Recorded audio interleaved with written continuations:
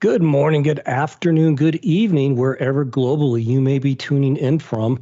Welcome to another episode, actually, episode 69 of LinkedIn Industry Insights. You may notice Jason Buffington is off for good behavior. I am joined by Senior Vice President of Public Cloud Solutions, Andy Langsam. Andy, thank you so much for taking some time to join us today. Well, I'm really glad to be here. Sorry it took 69 sessions before I got here, but we're ready to go. Yeah, well, now we've got the budget, that we're rolling in the big leagues to be able to bring in the bigger talent. So without further ado, do you want to do a little housekeeping? If you're new to this, please put in a chat where you may be tuning in from. We will, from time to time, hit a global map to see where people are tuning live from. I happen to be in Colorado. Our producer's in Georgia. Andy is in Florida.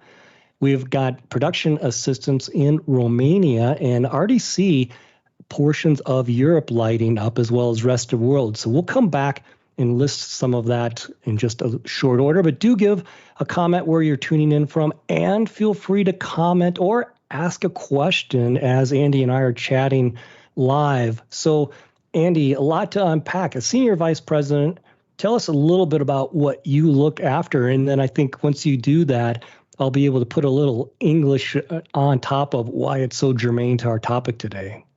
Awesome. Thanks for the opportunity. So I look after really what I would call our cloud native technologies at Veeam, really our AWS, Google Cloud, and Microsoft Azure endpoints or data management endpoints, and also look after our Kasten Kubernetes business unit. Veeam acquired a company called Kasten about a year and a half ago, and we built a sizable business around Kubernetes backup, Kubernetes data management. I look after those businesses for Veeam. Brilliant. And, one of the things that I like to put this into context with, some people may know of Veeam, or if they know of Veeam well, it's from the past, and they might have remembered how Veeam started off as really supporting one platform. That was VMware. Then we grew into multiple hypervisors. Last week, we actually announced support for our fourth hypervisor. We've had support now for quite some time, number of physical platforms. I want to go to our first slide just to put a little of this in context, meaning Veeam overall, but then what Andy's describing, where that fits. So this is a workload view of the overall Veeam platform that resides in the middle. Andy, one of the things I like to point out in this picture is you certainly don't have to engage with Veeam in every one of these areas. In fact, as but one example, almost 1 out of 4 of our market share leading Office 365, Microsoft 365 protection solutions, that's their only interaction with Veeam. So you may only engage with us, meaning Veeam, for one of these platforms. It could be from one of the areas that Andy also oversees, such as AWS, Azure, Google Cloud from an infrastructure as a service perspective. Could also be Kubernetes with that Kasten K10 product. We're going to unpack that a little bit more. But regardless of the workloads you've got, and regardless of where things may shift for you over time, our overall plan is to be able to offer a platform that meets your needs, but doesn't lock you in, because we've got a portable data format that we will touch on in a little bit. But Andy, it's safe to say you kind of reside in that, I'll call it, if you think of the clock, kind of in that 9 o'clock to 12 o'clock kind of a range. Yeah, absolutely. So if we kind of think about what's been happening recently, KubeCon and the cloud native data management events happened last week, and they were hybrid events, meaning they actually had some people attend as well. Could you give us a little bit of a peek into this Kubernetes, containers, cloud native world for those of us that are kind of more used to the traditional data center? Well, I'll tell you, it's in some ways it's very, very different. In some ways it's very similar. Those of you that recall the early 2000s when VMware got started, really was a Stanford research project that wound up developing what turned into VMware and the hypervisor, and really provided portability for the first time, right? And people could take a machine, partition it out, and get a lot more out of the machine, and has really become the dominant player out there in terms of architectures. But what's developed in the last 5 to 10 years has been something, probably 5 years, something called Kubernetes, which you'll hear the words containers a lot. And it's where you can develop an application and you can actually have application portability versus, say, operating system portability. So now what we can do is we can develop on one platform and have it run on a variety of different platforms very easily without having to install the application itself. You think about it, every time we use an application today, we install it on a platform. Well, once you have it in a container, you can really use it anywhere. And I would tell you that it really feels like the early days of VMware today with Kubernetes.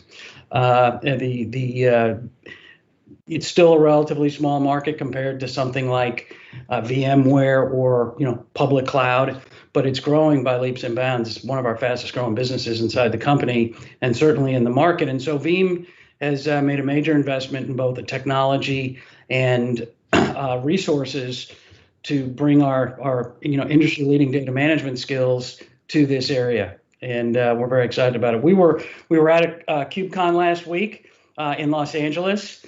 Frankly, this was my first conference post-COVID. It's certainly live conference. As Dave mentioned, this was both on-site, there were about 3,000 people, and then in the virtual, tens of thousands. And so what you wind up with is a hybrid event, which your marketing teams have to really support both. And we're very excited because we got to reach out and touch a lot of folks, both physically at the show and online. It's outstanding. And so I'm getting an update. We've got a number of countries in the map that have come in. If we take a quick hit on that, Canada, Andy, we get very excited when some of these larger geographies report in because it turns more of the world green. You can see in North America, we've hit Canada. We also added in Oregon, Florida. Oh, we already had Florida. My bad on that. Michigan, Pennsylvania. And if we look down south a little bit, we've also got Argentina and Brazil. Jason Buffington, when he's here in the fold, he always likes to give a shout out to both Argentina and Brazil and the food there. And if we look a little over rest of world, we've got France, Ukraine, India, Vietnam, Germany. Italy, Zambia. Wow. Yeah, I think that may be a first. I'll have to check with our production crew, but Zambia in the house, Dubai, whom we've had before, Germany. We also, if I didn't mention them earlier, so awesome on that. We'll come back, hit that overall map a little bit towards the end of the show, but thank you. Reminder too, if you have any comments or questions, feel free to pile in on that in the same chat function. And what I would like to do now, Andy, is just go to our second slide where we kind of enumerate some of Veeam's overall cloud capabilities. And this isn't meant to be, exhaustive. It's also not meant to be overwhelming. It's really more to show that the cloud is not one thing. Many of us consume or want to consume and leverage the cloud in different ways for different use cases. And obviously we want to do that on our time shape and, time frame. I'd love to have you chat a little bit or expand more on how Kubernetes actually supports not only availability, meaning backup and disaster recovery, but also the notion of application mobility. Well, that's the key in Kubernetes. As I mentioned before, if you develop your application on-premise, as an example, in a container, you can then port that, move it right over to the cloud, whether it be AWS with their EKS environments, or you could do it on AKS and Microsoft. You can do it on GKS and Google. You can run that container that you put your application and data in. You can actually put that on any of those platforms.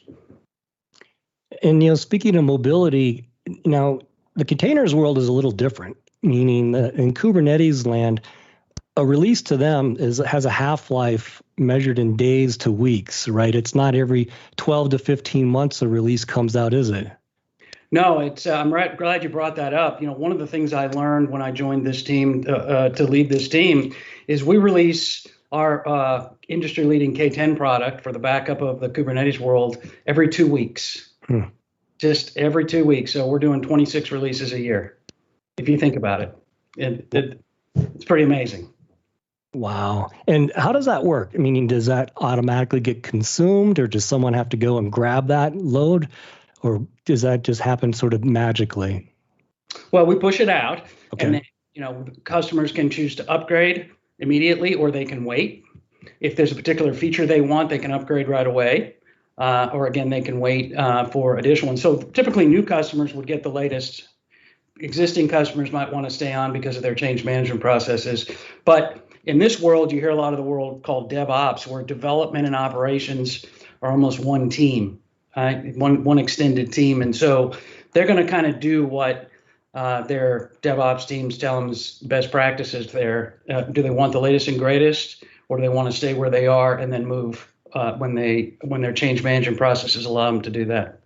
Yeah, and I'm glad you brought up DevOps. And sometimes on this show we've joked about it's sort of XOps. There's DevOps, DevSecOps, Platform Ops, Data Ops. I'm sure I'm missing a few, A lot of but ops. there you go. But the notion of DevOps, because it's my understanding that Kasten actually basically interfaces with two key personas. I'll call it the kind of traditional Veeam data center person, but also this new persona of a DevOps person that may not be a historical backup or historical Veeam customer even. Yeah, I would say today 60% of our casting customers are new to Veeam, which is very exciting for Veeam because at the end of the day, part of our strategy is bring new customers into the platform, into the Veeam family. And so a lot of these folks are what you mentioned, they're in the DevOps world or some derivative of the word DevOps.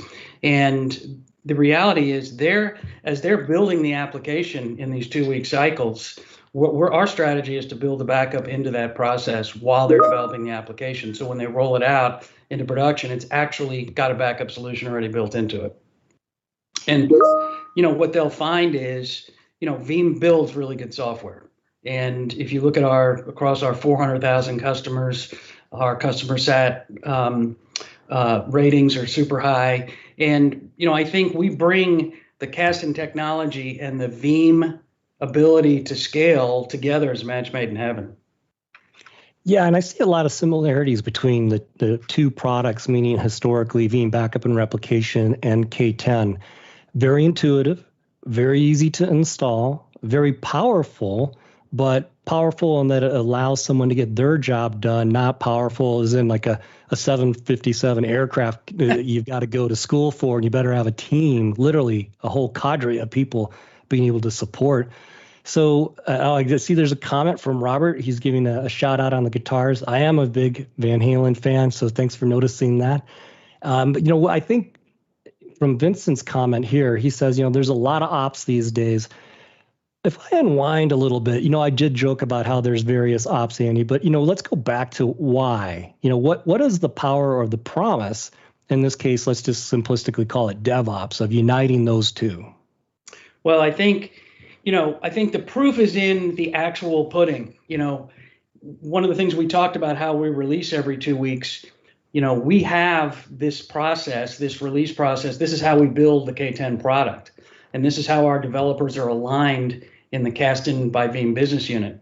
And so this process and this ability to tie dev and production almost in this kind of seamless process, you get out of so much of the waterfall, and things are done in parallel, and you can pick off a piece, get it out, and get it in production right away. Whereas in the traditional way to develop software, it may take many months or even a year. And so there's a lot of terminology, but the way I look at it is it's really tying the software development all the way through to the production in one seamless team. And selfishly, I really like that, Andy, because I think it plays to Veeam overall, our strengths, meaning what we do well is we capture data, manage data, and move data. And so if you think about trying to reduce cycle time, application development time, trying to get to market faster, especially in this last year and a half, right? The world's changing, business models are changing. You don't have a year and a half or 1 year plus, to your point, right? You could be out of business if you're not adapting and delivering new things. Yeah, I would say that, in the Kubernetes world, things are moving so fast. In the Veeam world, when we go out and sell our industry-leading VBR product, everyone already has a backup product, right?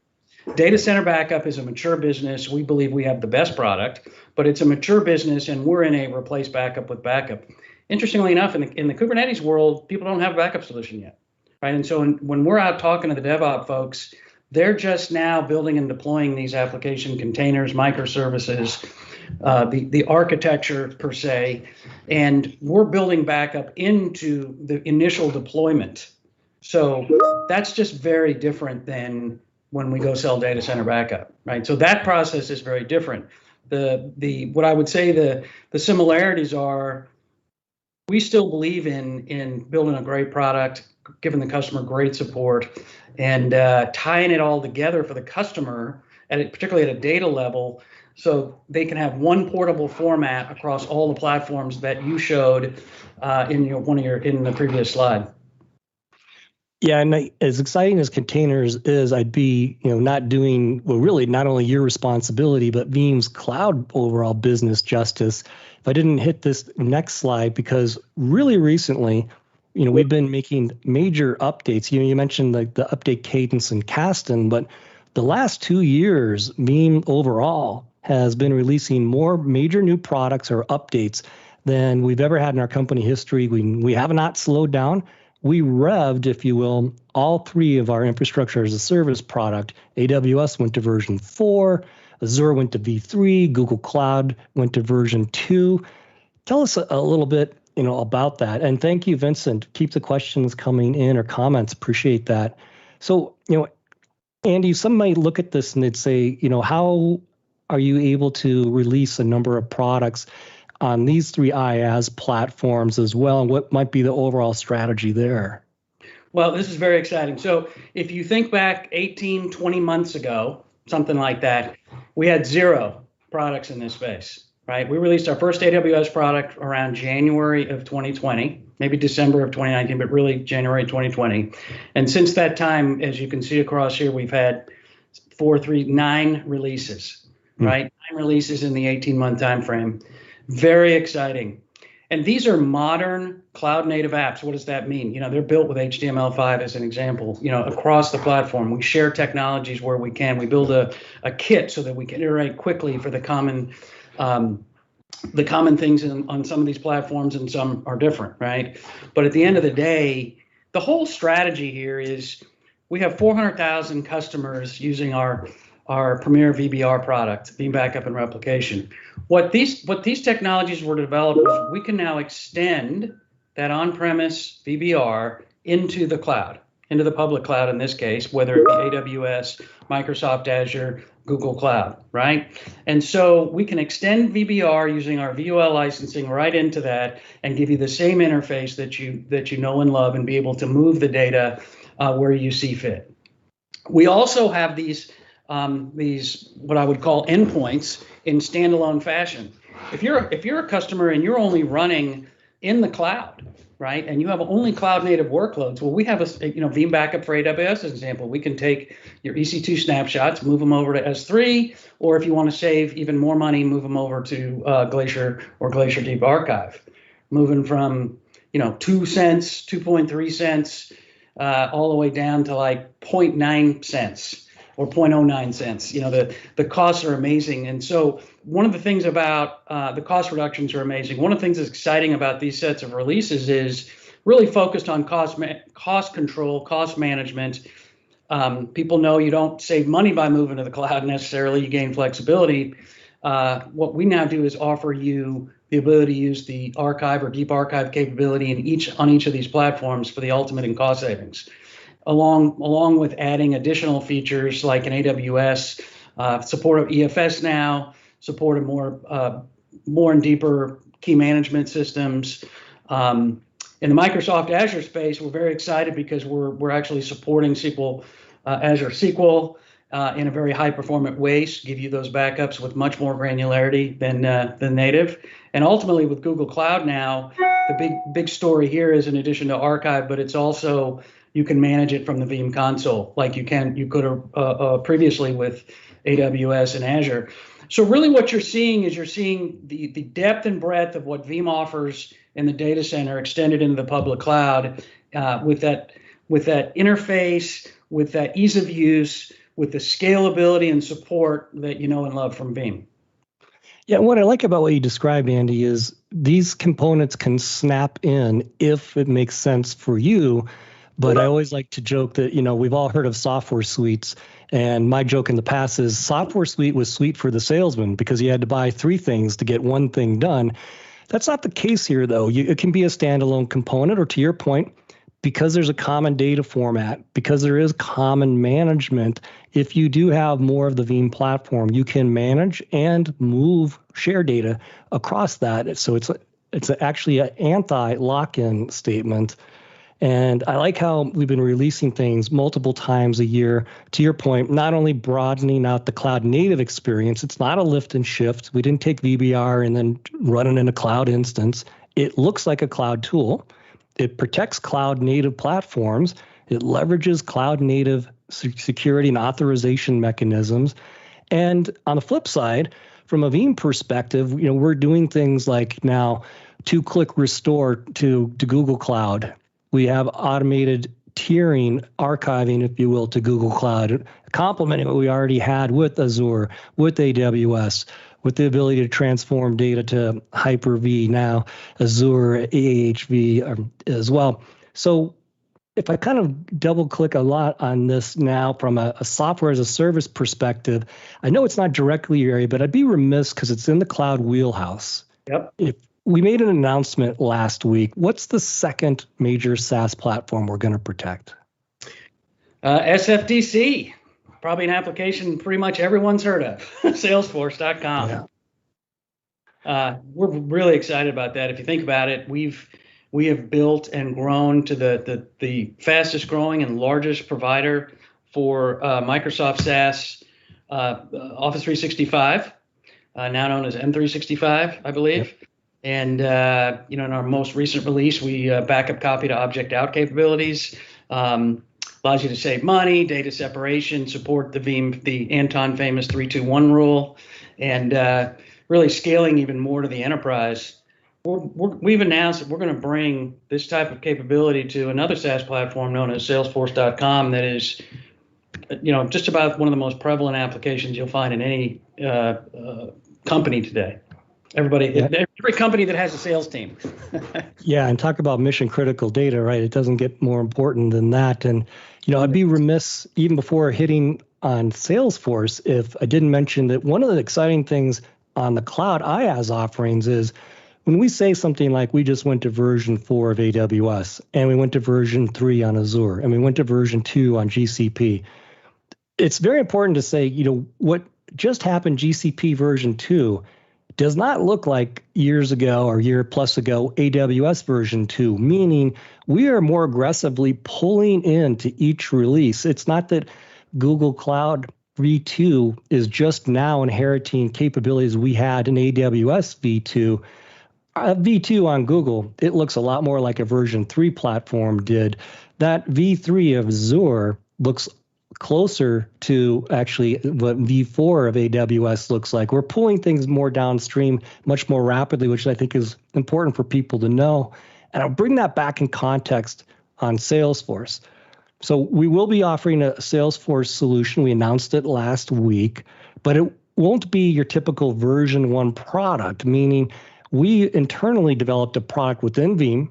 Number of years. It's actually over 4 years we've been utilizing and developing and relying on this product. Andy, I didn't even know it, but Veeam has DevOps people, believe it or not. And they've been leveraging this. So we have the continuity team, meaning the information management system people have been relying on this Salesforce solution internally for availability. But the DevOps team, if they drop a table, if they need to do a quick copy to do some reporting on it, they've got that at the ready as well. And before I forget, I am told we got a quick update on the map, and I do want to hit this, and it never continues to surprise me, the number of countries live that come in. We did add New York in the United States, but Ghana, Nigeria also came in. I should have done a quick count, but I believe we're well over a dozen countries live right now in probably about every time zone that is available on this planet. So as we start to wind down, I just want to give you kind of last word. And what I thought I would do is tee up this slide back on Kasten. The reason why, for most of us, this is the new area, meaning we might still be deploying in the cloud, but we conceptually get what that is. Maybe do a little wrap up for us as we look at Kasten K10 here. Yeah, I think the key here is that as people are, look, we talked about agility, we talk about time to market, we talk about theoretical lower costs and development and getting those features and capabilities that people want that are evolving much faster than they used to. If you think about, just think about apps on your phone, most of those are actually in containers of format. And the reality, though, is you still need to have backup and recovery, right? So your mission critical data is in these environments, and we're here to help you provide that mission critical. We think the combination of Veeam and Kasten is a match made in heaven, and so we provide you that industry leading backup and recovery in that space. It's also about application mobility. So we showed the hybrid cloud charts. You want to run your application in the data center. You want to run your application in AWS. You want to run your application on Red Hat. The reality is we can move that application through the Kubernetes environment. It's great for migration per se. And also, traditional disaster, if you think about disaster recovery, more and more you turn on the TV, you see problems, you see outages, not only man-made type of issues around ransomware or internal issues that people may cause. You need to be able to recover from that and recover your entire environment back to some state so that you can continue on with business continuity. So, Kasten helps with all of these, and very excited working with our customers on a daily basis and all these new customers to understand what their challenges are so that we can keep iterating on this 2-week cycle and try to address all of the exciting things that our customers want to do. That's outstanding. Awesome. Thank you so much, Andy, for taking the time. And I do want to let everyone know, while we've focused on certain areas of the platform on this show, this coming Monday, the 25th, Jason Buffington and our colleague Billy Cashwell will double click on Veeam Backup Replication version 11A, a little bit more specifics on the cloud-based products that we just covered in terms of details, as well as a little more details on the RHV, Red Hat Virtualization Solution that we just came out with.